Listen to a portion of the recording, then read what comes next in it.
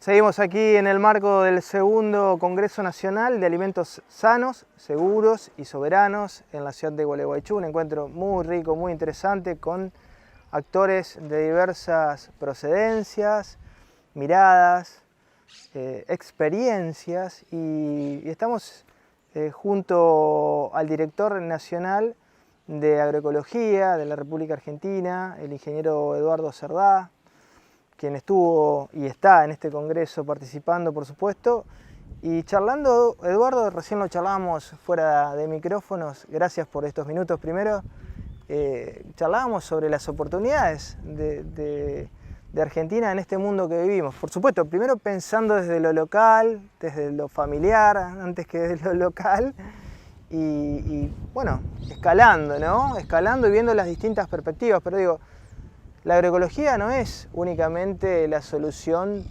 práctica a los problemas concretos que tenemos individualmente y como comunidad, que está perfecto, ¿no? Que sea así en una primera instancia. También es una gran oportunidad pensándolo geopolíticamente, ¿no? Sí, realmente la agroecología es muy innovadora y es nueva también, ¿no? Es muy innovadora porque abreva de muchas ciencias. Es una disciplina de la agroecología muy amplia, que toma conceptos de la biología, de la ecología, de la sociología, de la filosofía. Entonces, el que comienza el camino de la agroecología dice, es un camino que no me quiero ir porque primero empiezo a generar coherencia en mí. Los médicos que están en la antroposofía, que también hay una línea así de la agricultura, dicen que la enfermedad aparece cuando uno deja de ser coherente. Y la coherencia es lo que pienso, tratar de hacerlo. Si yo pienso una cosa y hago otra, y bueno, yo estoy acá con vos y no tengo ganas. Y digo, pucha, estoy perdiendo el tiempo acá, que yo. Y si eso se diera todos los días, como podría ser con una pareja, claro, y estás comiendo y estás renegando, y a lo mejor es una decisión que tenés que tomar y no tomás, que estás como negociando por algo estar ahí, porque habrá otros elementos que no te permiten tomar libremente la decisión. Y esa decisión es salud o enfermedad. Entonces, la agroecología acerca mucho a la coherencia. Hay mucha gente que dice, yo quisiera producir de otra manera, pero la que conozco es esta. Claro. Muchos ingenieros agrónomos dicen, pero no sé cómo se hace para producir sin uso agroquímicos. Bueno, porque tiene que ver que en las facultades recién se está incorporando esta mirada agroecológica. Y uno dice, ¿cómo puede ser que en las facultades, la mayoría de las facultades enseña solo una forma de hacer agricultura, cuando hay montones de formas de hacer agricultura? Entonces, las facultades empiezan a pensar, che, tenemos que tener unos módulos para mostrarle a los alumnos, esto es agroecología, esto es industrial, esto es... Y bueno, cada una tendrá sus ventajas y sus desventajas. Ahora, el modelo netamente industrial basado en agroquímico nos está trayendo problemas. Nos está trayendo problemas porque la mirada de que tenemos que tener un cultivo, solo un cultivo, y que no puede haber ninguna planta espontánea y la que aparezca la tengo que matar, hizo que las plantas empiecen a encontrar resistencia. Claro, porque no es entender la biología, porque es muy difícil matar el 100%. Como dice un producto sanitario de hogar, dice mata el 99,9%. Y bueno, y el que quedó y se hace resistente. Entonces, y eso desencadena todo un proceso de resistencia. Y también estamos en 45 especies resistentes a un montón de agroquímicos. Entonces, la respuesta, si yo pienso así, que quiero seguir matando todo, es subo las dosis o mezclo productos. Y ahí ya no sabemos qué estamos haciendo, porque son sustancias químicas, son biocidas, y eso hizo que el país pase en los años 90 de 35 millones de litros de agroquímicos. Nosotros no duplicamos nuestra superficie de producción, pero si lo hubiésemos duplicado, estaríamos en 70 millones de litros. Bueno, sepan que pasamos los 100 millones de litros de agroquímicos, pasamos los 200, pasamos los 300, pasamos los 400, pasamos los 500 millones de litros de agroquímicos. 500. Una locura. Entonces, uno dice, ¿y qué hacemos? ¿Seguimos así? ¿Dónde paramos? ¿En 700? ¿Paramos en 1000? Pero a su vez, muchas de esas drogas son importadas. Nosotros gastamos más o menos 3.000 millones de dólares en la importación de principios activos, de drogas, que es más que toda la cadena de ganado que se exporta y de lácteos. O sea que si nosotros dejáramos de importar esos agroquímicos, que la agroecología dice, nosotros no precisamos eso, tendríamos un superávit interesante. Estamos hablando de varios millones. Por otro lado, el país no tiene las divisas porque tiene que pagar la deuda. Entonces, ¿vamos a estar fomentando procesos productivos que dependan de insumos importados?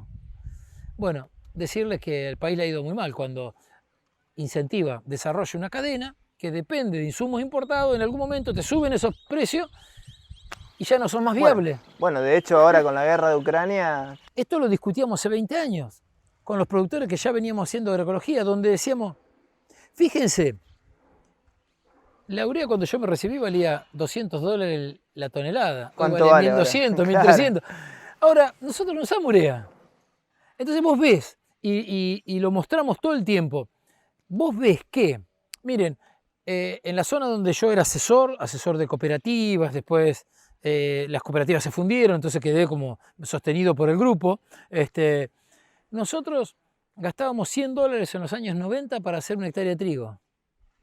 Decíamos que de seguir así, en el 2015 íbamos a precisar $300. Llegó el 2015 y precisabas $400. Y hoy para hacer un trigo precisas $500. Bueno, uno podría decir, bueno, todo aumentó, $500. Ahora, en ese momento producíamos 2.500 kilos de trigo. Entonces, si yo ahora gasto 500, tendría que estar produciendo 12.500 kilos de trigo. Y las estadísticas nos muestran que estamos en 6.000. Entonces duplicamos el rendimiento, pero quintuplicamos el costo. Claro. Es más, hicimos un estudio de cuánto aportó la genética y aportó $8 de aumento en el rendimiento por año, mientras que el costo subió $15 por año. Entonces, cuando uno mira todo eso y uno dice, los precios ahora del maíz subieron, el precio de la soja subió por la guerra, pero los insumos se multiplicaron, claro. Entonces, la ganancia que hoy puede tener el productor, se la llevan siempre los importadores, se la llevan. Entonces, la agroecología viene a romper eso, porque un productor que empieza a entender los mecanismos de la fertilidad y que la fertilidad no la hacen los fertilizantes, que cada vez que yo agrego un fertilizante, inhabilito alguna cadena biológica que podía generar esa fertilidad. Entonces, cuando el productor empieza a entender eso, que él, según los cultivos, la asociación de cultivos que haga, va a generar toda una cadena en el suelo que le va a dar vida y le va a generar fertilidad, y ahí no va a tener que salir a comprar nada. Los productores agroecológicos nos dicen, yo no tomé más crédito. Decirles, para Sunchales, este año sacamos 10.500 kilos de maíz, sin nada, con $300 de costo, mientras que técnicamente te dicen para sacar ese rinde, tendría que estar gastando $900. Decirles que algunos campos grandes, y esto estoy hablando, ese es un campo de 1.200 hectáreas, donde antes gastábamos $300.000 por año para sembrar. Bajamos 100.000 y el ingreso es el mismo. O sea que estamos teniendo el mismo ingreso que cuando gastábamos 300.000, pero ahora nos quedó en el bolsillo 200.000 más. Pero además con la ganancia de nutrientes del suelo. No solo eso, que cuando nosotros medimos la aplicación que teníamos, decirles que en ese campo usábamos 9.000 litros de glifosato, ahora usamos 600. Entonces, y hacemos 300 hectáreas de soja, que es difícil la soja, en agroecología es difícil, pero igual, y en los rendimientos estamos en 4.000 kilos, en una zona que nos dicen ahora que muchos conocen el campo y van ahí y dicen, che, no les ha ido tan mal, les está yendo bien, ¿Por qué? Porque tenemos muy bajo costo. Y rendimiento, mejor, nunca en ese campo se había logrado más de 7.000 kilos de maíz, nunca, en la historia, poniéndole todo. Nunca habíamos pasado los 4.000 kilos de soja.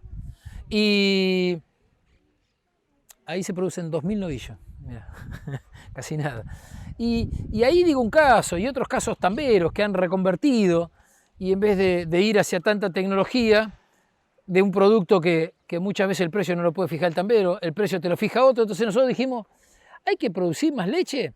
Sí, con mucho más tambos, no un tambo que produzca la leche para todo el país. Entonces decidimos que el modelo a lo mejor tenía que ser otro. Un modelo pensado en el tambero. Y ahí fuimos los tambos doble propósito, donde los tamberos empezaron a ordeñar una sola vez por día. Claro. Porque decíamos, cuando ordeñaban una vez, ¿cuánto les daba las vacas? Y cuando ordeñaban 2 veces, y nos decían, subí un 25%. Y cuando pasaste a 3 ordeños, y un 10% más. Ahora ese 10% lo que te cuesta en la estructura de la empresa, Claro, te mata. claro, pero además no tenés vida. No tenés vida, en feriado, cómo hacer, rotaciones. Lo saben todos los de ahí, de Sunchales, lo conocen muy bien. He estado en Sunchales dando una charla hace unos 4 años. Entonces, cuando uno piensa en el productor, piensa, ¿no habrá que hacer un cambio? ¿No habrá que pensar de otra manera? Entonces nosotros, ¿cómo hacer?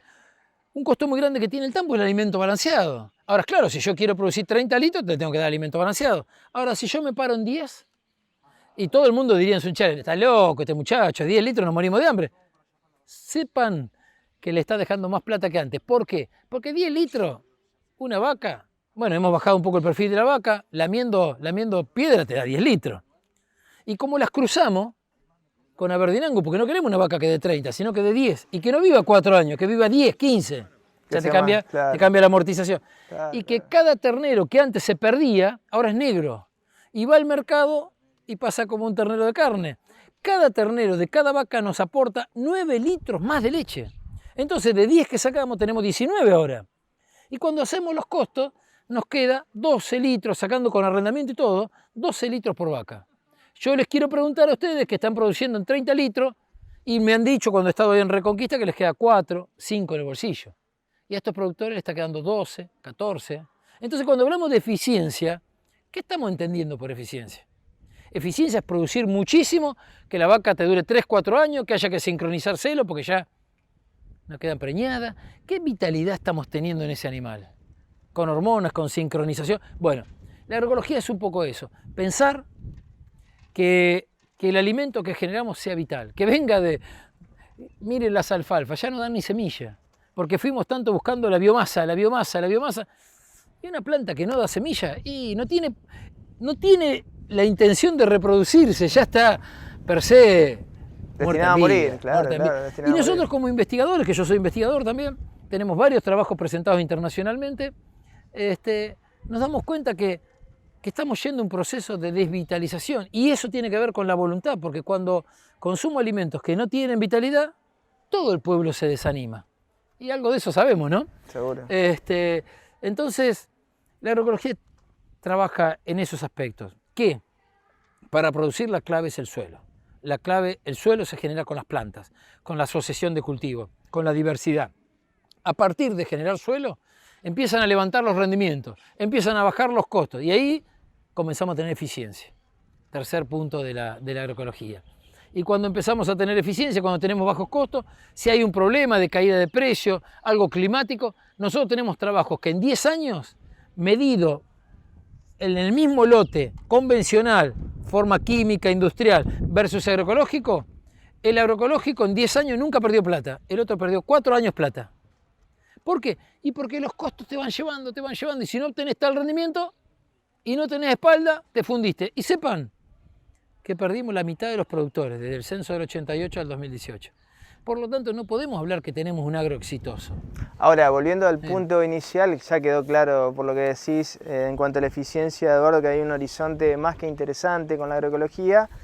Ahora, volviendo al punto inicial de lo que te planteábamos, tenemos una oportunidad para beneficiar a nuestras familias, para beneficiar a nuestras comunidades y para insertarnos a nivel internacional también, siguiendo esta lógica que se puede cuestionar o no, pero que existe, ¿no? Que es real.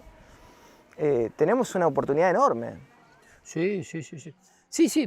Hermano, uno no está diciendo, estamos diciendo que la agroecología, y nosotros la verdad que es un orgullo que en el país haya una Dirección Nacional de Agroecología, ¿no? Porque de alguna manera pone en valor que hay agroecología en el país, que hay científicos, que hay productores, que hay municipios. Decirles que hay 100 municipios en un año de trabajo que fomentan la agroecología y Sunchales está dentro de ese grupo de municipios, ¿no? Que en un año de 16 grupos de cambio rural que trabajan en agroecología, hoy tenemos 140. Esos son 100 técnicos más, que acompañan, que aprendan. Hay todo un proceso de aprender, por supuesto. Y en ¿Cuántos cada productores? zona, ¿No? Productores, ahí estamos hablando de 1.200 productores más o menos. Claro, claro. Estamos hablando de, ya en el censo, en el último censo, se autopercibieron unas 2.500 empresas agroecológicas, orgánicas, biodinámicas, superando el 1.000.000 de hectáreas. Entonces, los productores tienen que saber que hay varias formas de hacer agricultura. Bueno, después tendrán que ver, elegir, ojalá que haya muchos técnicos. Por eso felicito a Sunchales por esta propuesta de una escuela municipal de agroecología. Y seguramente, y con alguna facultad, me imagino de ahí cerca, de Esperanza, que también pronto andaremos por ahí, más trabajo científico, más becarios. ¿Para qué? Para que lo que vayan probando y poniendo como esquema agroecológico productores sea validado, sea seguido, sea acompañado. Eso es lo que queremos cuando trabajamos en los nodos agroecológicos territoriales. Decirles que Esperanza viene trabajando muy bien y es muy factible. Ya hicimos un nodo en Rosario, que el año que viene vamos a estar ahí el 29, 30 en Esperanza haciendo el prenodo, y vamos a estar largando un nodo agroecológico territorial, que es esto: juntar municipios, juntar productores, grupos de cambio rural, SENASA, INTA, todos para pensar en nuevos modelos en agroecología. ¿Qué quiere decir esto? Empezar a entender la vida, algo que no sabemos tanto, ¿no? Seguro. Y a partir de ahí, suelos sanos, salud, mirar los suelos desde qué me está faltando para estar mejor. Y lo mismo que la comunidad, tenemos que volver a mirar a esos ejemplos de salud y no estar atrás de la enfermedad. ¿Por qué? Porque por otro lado, a los alimentos flojos, que tienen la mitad de minerales hoy, en estos 20 años, la mayoría de la fruta, la verdura y los granos perdieron minerales. ¿Por qué? Porque fuimos en busca del rendimiento, pero nunca miramos la cantidad de minerales que tiene. La calidad de ese alimento, ¿no? No, claro, vos te venden un maíz y te dicen, este maíz rindió mucho. Y cuando vos le preguntás, che, ¿me podés decir el perfil de minerales? No, porque depende del ambiente, qué sé yo. Sepan que ahí en la zona, el otro día estuve en Tucumán, tienen un maíz de alto valor proteico que engorda el doble. No hay ninguna empresa que lo venda. Y sin embargo tienen un maíz que por kilo engorda el doble. ¿Cómo no lo estamos usando? Seguro. Porque está teniendo una lógica de mercado que no le interesa al que lo vende. Porque a lo mejor no estará en el mejor rendimiento. Bueno, esas lógicas hay que cambiarlas. Y ahí el INTA está trabajando, estamos trabajando desde varios lugares y básicamente lo estamos trabajando también, como bien decías, desde una familia, desde un municipio que se interesa. Y vuelvo, que parecería que te doy vuelta, pero ni hablar que si estos productos aumentan la escala, esto es más que exportable, esto te lo sacan de las manos. Seguro. A mí no me gusta mucho meterme en eso porque parece que fuera una zanahoria para los productores, que a lo mejor haya un mejor precio. Básicamente vamos a poder defender más lo que producimos, pero para nosotros, con los precios que estamos teniendo, nos está siendo altamente rentable porque bajamos los costos. O sea, y nosotros no queremos un producto que para el consumo interno valga más, porque queremos que sea un alimento que llegue a todo el mundo. Seguro. Un alimento de calidad. Igualmente no está mal la zanahoria, Eduardo, porque es un incentivo. Digo, no, podemos discutirlo filosóficamente, pero pueden ir las dos cosas de la mano tranquilamente, ¿no? Pensar primero, por supuesto. A mí no me gusta como que alguien se sume a la producción porque espera obtener un precio diferencial. Mayor rentabilidad, seguro. Porque seguro. eso es como, yo digo, vamos a trabajar para bajar el costo y producir lo mismo. Seguro, seguro. Sí, más, sí, más noble. El objetivo primero tiene que ser la salud, ¿no? Del campo. De nuestros suelos, Claro. de nuestra población, y después vamos por el resto. Pero bueno, una cosa también lleva a la otra. Eduardo, muchísimas gracias y bueno, felicitaciones por el trabajo que están haciendo. Bueno, un gusto y muchas gracias y ojalá que podamos estar por ahí. Sepan que hace poco hicimos una película que se llama El Camino es la Agroecología, que estaría muy lindo que la puedan proyectar en el cine, teatro que tengan ahí. Y bueno, que todos cada vez vayamos siendo un poquito más conscientes que el alimento no es para llenar la panza, sino es para darnos alegría y para darnos salud. Y eso no es menor, ¿no? Así que muchas gracias. No, gracias a vos, Eduardo. Seguimos en punto de partida.